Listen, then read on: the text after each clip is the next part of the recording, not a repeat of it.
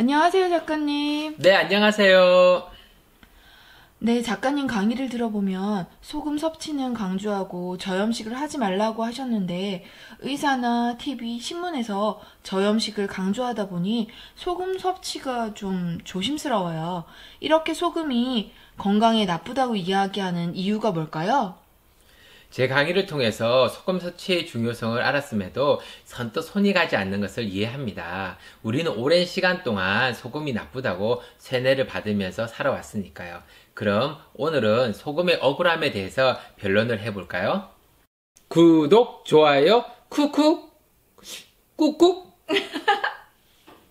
소금은 고대부터 건강과 생명 유지에 있어서 아주 귀한 물질이었습니다. 그래서 로마 시대 때는 급여를 소금으로 주기도 했죠. 현재 우리가 쓰고 있는 말 중에서 봉급자를 일컫는 셀러리맨의 어원은 라틴어로 소금이라고 합니다.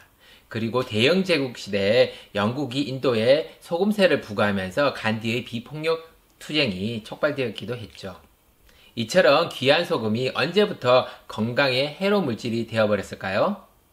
짠맛의 힘이라는 책을 보며 루이스 달이라는 사람이 소금이 고혈압을 일으키는 원인이라고 공식적으로 선언한 첫 인물이라고 이야기하고 있습니다. 그는 1950년대 실험쥐에게 소금을 먹이면서 고혈압이 어떻게 진행되는지를 연구했죠. 그리고 소금이 고혈압을 유발하는 실험 결과를 발표했습니다. 그런데 실험 과정에서 미국인이 먹는 소금 양의 50배와 맞먹는 양을 쥐에게 먹였다는 사실이 알려지면서 실험 자체의 문제점이 제기되었죠. 반면 소금의 진실의 저자 디니 콜란토니오 박사는 지금까지 우리는 세계보건기구 및 정부가 권장하는 대로 소금은 혈압 및 건강에 해롭다는 지침에 따라서 소금을 줄이려고 노력했지만 그 결과는 참담하다. 그리고 보건기관의 지침은 과학적이지도 않고 철저하게 검증되지 않은 거짓 정보에 기인한다고 주장하며 그는 소금의 가치에 대해서 600편에 이르는 자료를 바탕으로 소금의 진실이라는 책을 썼죠. 조금 더 쉽게 얘기해 볼까요? 미국 사람들은 육식을 주로 하는 음식 문화를 가지고 있습니다. 단백질이 소화되기 위해서는 강한 위산이 필요하죠. 위산의 분자 구조는 HCl이죠. H는 수소로 물에서 얻고 CL은 염화물로서 소금에서 얻습니다. 따라서 위산을 충분히 만들기 위해서는 소금이 많이 필요합니다. 그래서인지 미국 음식들은 대부분 짜죠. 과자도 엄청 짭니다. 정리하면 단백질을 소화하기 위해서 강한 위산을 얻기 위해 만들어진 음식 문화죠. 그런데 어느 날 한 미국인이 건강의 문제로 병원을 찾았습니다. 의사가 고혈압을 판정하면서 체내 나트륨의 농도가 높아서 혈액이 끈적끈적해 혈압이 높아졌으니 저염식을 권장합니다. 이런 미국의 논문과 사례가 국내에 들어오면서 국내에서도 저염식이 강조되고 있죠. 상식적으로 생각해보죠. 한국 사람한테 김치도 싱겁게, 된장, 고추장도 싱겁게 먹으라고 합니다. 맛이 있을까요? 당연히 음식에 간이 맞지 않고 싱거워서 맛이 없죠. 그러자 사람들은 음식에 설탕을 넣기 시작했습니다. 설탕, 흑설탕, 설탕으로 만든 효소를 음식에 넣죠. 음식에 소금의 양이 줄었지만 단맛과 칼로리가 높아졌습니다. 여기서 질문을 해볼까요? 소금과 설탕 중에서 어느 쪽이 더 혈액을 탁하게 만들까요? 답은 쉽게 알 수 있죠. 그런데 재밌는 건 사실은 소금은 그렇게 나쁘다고 하면서 염증과 체지방에도 악영향을 미치는 설탕에 대해서는 사회가 너무 간대하죠. 그 이유는 경제성 때문입니다. 소금은 어민이 생산하고 주경 같은 몇 가지 제품만을 생산하지만 설탕은 대기업에서 생산하고 빵, 과자, 음료에 사용되면서 엄청난 경제적 이익을 발생시키고 있죠. 설탕에 대한 문제를 제기했다가 수익이 줄어들면 이익된 자들이 가만히 있을까요? 사회 문제에 너무 깊이 들어온 것 같습니다. 다시 본론으로 돌아가죠.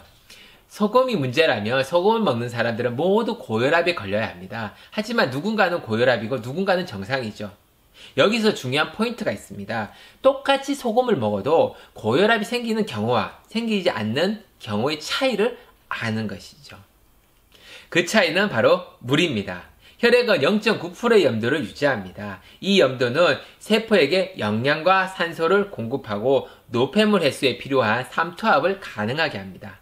그래서 신체는 0.9%의 염도를 유지하기 위해서 혈액 내 염도가 떨어지면 수분을 배출하고 염도가 올라가면 갈증이라는 신호를 보내서 수분을 보충해서 적절한 염도를 유지합니다. 이는 생명 유지에 아주 중요한 활동이죠. 그런데 만약 소금이 많이 든 음식을 먹고서 혈액 내 염도로 올라갔을 때 물을 먹지 않으면 어떻게 될까요? 신체는 0.9%의 염도를 맞추기 위해서 근육과 세포 내의 물을 끌어옵니다. 이런 상황이 한두 번이 아니라 지속적으로 발생하면 어떻게 될까요? 조금 전에 고혈압 판정을 받은 미국인을 소환해 볼까요? 이 친구는 스테이크와 햄버거를 좋아하는 전형적인 미국인입니다. 당연히 음식을 짜게 먹습니다. 그리고 갈증이 나면 콜라, 커피, 맥주를 마십니다. 반면에 물은 하루에 500ml도 마시지 않죠. 다양한 음료로 수분을 대신한다고 생각합니다. 체내에서 콜라, 커피, 맥주를 희석하고 해독하고 배출하기 위해서는 섭취량의 2배 이상의 수분이 필요하죠. 이렇게 수분이 필요하지만 콜라, 커피, 맥주 이뇨작용으로 부족한 수분이 더 배출되고 있습니다. 이런 상황이 발생하면 몸은 비상사태가 발생합니다. 혈액 내 염도의 상승으로 혈액이 끈적해짐으로써 세포에게 영양과 산소 공급이 제한되고 노폐물 배출이 지연되면서 체내에 독성이 강한 노폐물이 쌓여가고 있으니까요. 신체는 이런 문제를 해결하기 위해서 먼저 근육과 세포 내에서 수분을 끌어와서 올라간 혈액 내 염도를 조정하기 위해서 노력합니다. 이렇게 수분이 부족한 상황이 지속되면 근육과 세포의 탄력이 떨어지면서 작은 충격에도 쉽게 손상을 입죠. 근육량도 줄어들고 염증 수치도 올라가면서 근육통이 자주 발생할 수 있습니다. 특히 근육 덩어리인 심장에도 악영향을 미치죠. 또한 세포의 에너지 대사와 면역 기능이 떨어집니다. 이는 기력의 부족과 더불어 위, 장, 간, 신장과 같은 장기의 기능의 저하로 이어지죠. 결국 의사는 이런 병의 원인인 소금을 줄이고 저염식을 추천합니다. 그리고 혈압을 낮추는 약을 주면서 약을 잘 챙겨 먹어야 합니다. 만약 약을 먹지 않으면 혈압이 올라가서 머리나 심장 쪽 혈관이 터질 수도 있습니다. 라고 이야기합니다. 정말 무섭죠. 더 무서운 것은 죽을 때까지 그 약을 먹어야 한다는 것이죠. 병의 원인이 정말 소금일까요? 정말 저염식을 하면 도움이 될까요? 소금의 진실의 저자 디니 콜란토니오 박사는 저염식으로 인해 인슐린 저항성이 발생할 수 있으며 이것이 대사장애의 중요한 요인이 되어 고혈압, 비만, 당뇨, 고지혈증 등을 초래할 수 있다고 경고하고 있습니다. 실제로 체내 염분이 부족하면 위산의 부족으로 소화력이 떨어지고 에너지 대사의 부족으로 기력과 함께 신진대사가 떨어지는 모습을 쉽게 볼 수 있죠. 그렇다면 높아진 염도를 줄이기 위해서 물을 마셔주는 것은 어떨까요? 체내의 염도가 올라가면 몸은 적정 수준의 염도를 맞추기 위해서 자연스럽게 갈증을 일으킵니다. 이때 충분한 수분을 공급하면 수분은 높아진 염도를 떨어뜨리고 체내의 어떤 수분 포화도를 증가시켜서 혈액순환을 원활하게 합니다. 정리하면 염분을 섭취한다, 갈증이 난다, 수분을 섭취한다. 참 쉽죠.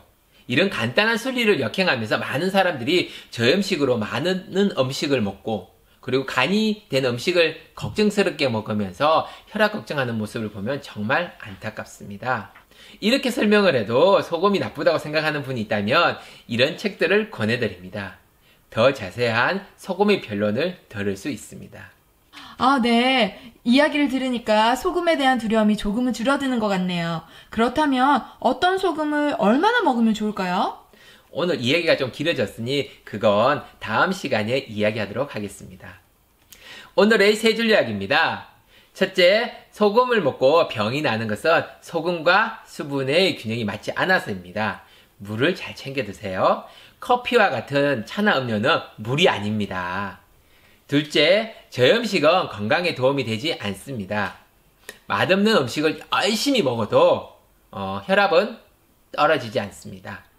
맛없는 음식과 혈압 걱정으로 정신건강만 더 나빠져요. 셋째, 순리에 따르면 건강해집니다. 맛있게 식사하고 갈증이 나면 물을 마십니다. 밤이 되면 자고 피곤하면 쉬어줍니다. 이런 순리에 역행하면 몸은 균형을 잃고 병이 나죠. 자신의 삶에서 순리가 무엇이고 그 순리에 역행하고 있는 것이 없는지 돌아보는 시간이 되었으면 합니다. 오늘 내용도 도움이 되셨나요? 그럼 다음 시간에도 더 유익한 내용으로 찾아뵙겠습니다. 감사합니다.